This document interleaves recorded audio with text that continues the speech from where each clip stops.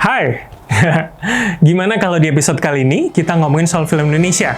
Tapi yang banyak prestasinya, kayak film Seperti Dendam, Rindu Harus Dibayar Tuntas.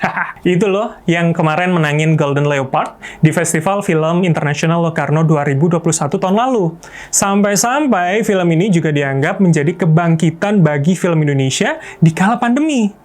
Nah, buat sebagian orang, film ini memang dimaknai hanya sebagai kisah cinta, si yang nggak bisa ngaceng, dan juga si tomboy. Tapi kenapa gue ngelihatnya ini semacam recall memory Orde Baru ya?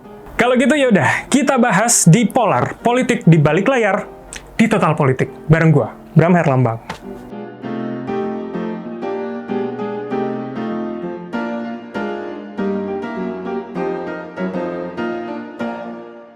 Sekilas film ini memang ngebawa kita ke era 80-an. Dari gaya rambut dan juga busana, ke jaket denim dan parasut, terus adegan berantem antar pemain, dan juga teknik pengambilan gambar yang banyak white-nya ala film-film di 80-an. Belum lagi penggunaan lagu-lagu dangdut yang memang tren ya untuk kalangan menengah ke bawah di medio 80-an.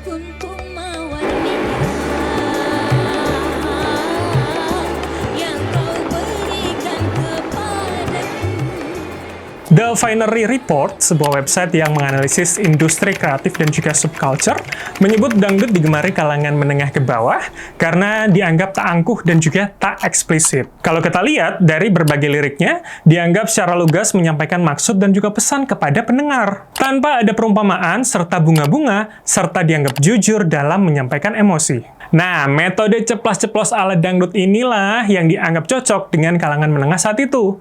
Apalagi musik dangdut yang sebenarnya berasal dari akulturasi musik Melayu, serta banyak musik kedaerahan lainnya, juga dianggap lebih dekat, serta terus mengikuti perkembangan zaman era 80-an. Misalkan, kita sebut era rock di 80-an, ternyata juga diadaptasi di beberapa bagian lagu, seperti melodi solo gitar dengan efek distorsi ala perangkat musik listrik. Nah, kemudian hal lain yang ternyata juga bisa merecall memori kita dengan 80-an, juga adalah masalah gaya bahasa. Sebagai contoh, penggunaan aku dan juga kau dalam sebagian besar dialog juga seakan menunjukkan bagaimana sosiokultural masyarakat saat itu. Belum pakai lo gue ya, apalagi dengan logat medok daerah kayak anak perantauan, ya kayak aku ngene gitu loh. Tapi kalian tahu nggak sih, kalau ternyata bahasa juga menjadi simbol dari sebuah rezim? Tahu dong ya, ada yang namanya EYD atau ejaan yang disempurnakan. Itu loh, aturan penulisan yang dianggap pembaruan kala itu, yang dikeluarkan melalui keputusan Presiden nomor 57 tahun 1972, yang disebut sebagai penyederhanaan penggunaan huruf maupun kata dalam kalimat-kalimat tertulis. Jos Wibisono dalam bukunya Maksud Politik Jahat, seperti yang dikutip oleh Mojok.co, menyebut sosok Indonesianis Ben Anderson dalam berbagai karyanya era pasca EYD masih bersikeras menggunakan ejaan Suwandi. Ejaan Suwandi ini adalah sebuah ejaan yang dikeluarkan oleh Menteri Pengajaran, Pendidikan, serta Kebudayaan Suwandi pada 1947 yang digunakan sampai sebelum masa EYD diberlakukan. Nah, Ben, menurut si Jos nih, menilai tindakan berbahasa itu juga merupakan sebuah tindakan politik. Karena menurut Ben, pembaruan ejaan ala Orde Baru ini bertujuan membuat generasi muda kala itu melupakan sejarah bangsanya sendiri dengan ketidakmampuan membaca karya sebelum 1972. Cukup masuk akal. Tapi kalian tahu nggak, kalau ternyata di 2016 lalu ada juga yang namanya Pedoman Umum Ejaan Bahasa Indonesia dari Kemendikbud. Jadi, penyempurnaan yang disempurnakan. Boleh kita coba. Apalagi dengan adanya pedoman dan juga kode etik produksi film nasional yang dikeluarkan pada tahun 1979, membuat penggunaan bahasa Indonesia dianggap sebagai salah satu media pendukung pembangunan nasional yang disebut sebagai kultural edukatif. Itulah kenapa bahasa baku super jadul abis ini, gila bahasa gue, digunakan dan juga menjadi rekaman memori kita akan film 80-an. Oke, cukup. Pusing nggak bahas itu? Gue sih pusing.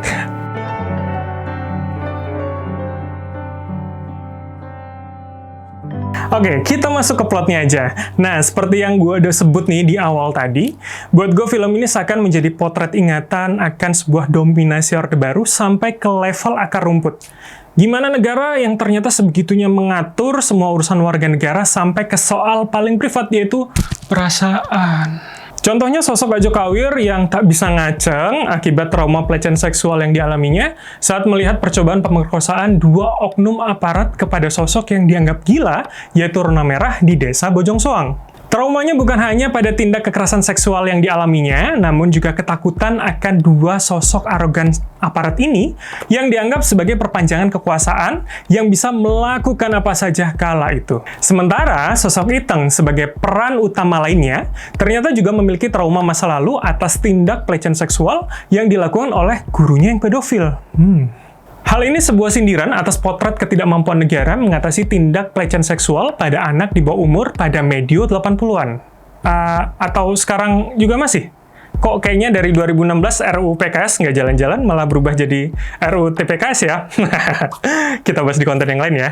Berikutnya sosok Paman Gembul, sosok seperti pensiunan militer yang punya banyak bisnis di luar tugas kemiliterannya dan juga dekat dengan dunia kriminal. Sosok Paman Gembul yang santun dan juga halus dalam bertutur, kayak gue gini, ternyata berbanding terbalik dengan tindakannya yang juga licik dan suka pinjam tangan orang lain untuk menyingkirkan lawan-lawannya. Khas ala penguasa Orde Baru yang represif dan juga menggunakan tangan ketiga dalam memuluskan berbagai rencananya. Belum lagi aksi memelihara, quote-unquote, para berandalan ini dengan memberikan uang untuk pernikahan Ajo Kawir dan juga membebaskan Iteng dari penjara. Segala tindak dominasi serta arogansi ini juga berimbas pada aspek sosial masyarakat yang ternyata secara tak sadar ikut mengkotak-kotakan kelas sosial dari berbagai macam spektrum. Menjalar bukan hanya pada soal berkuasa dan yang tak berkuasa, namun juga ke soal maskulinitas yang lebih berkuasa dari feminitas.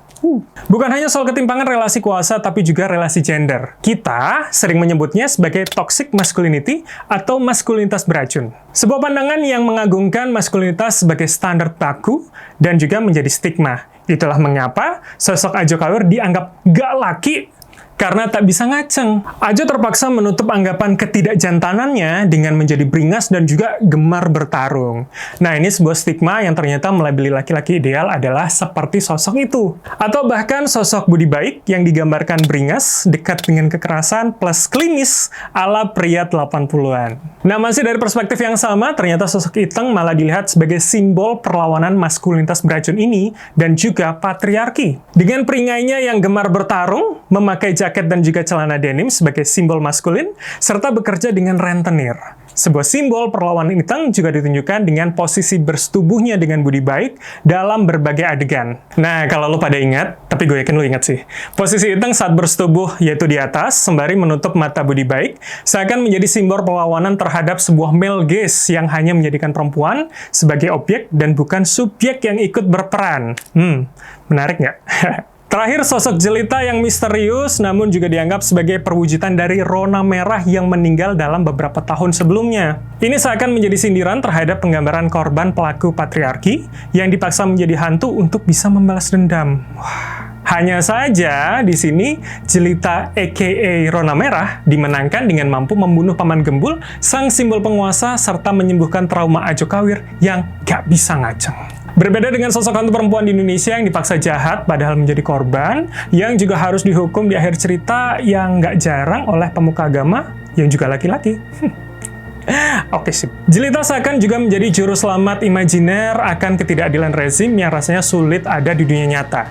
Sebuah kemenangan semu yang rasanya mungkin diidam-idamkan banyak kalangan kala itu. Kalau menurut kalian gimana? Setuju nggak sosok jelita itu mustahil? Atau ada di dunia nyata? Sampai sini dulu episode Polar kali ini. Gue Bram Herlambang, tetap saksikan Polar di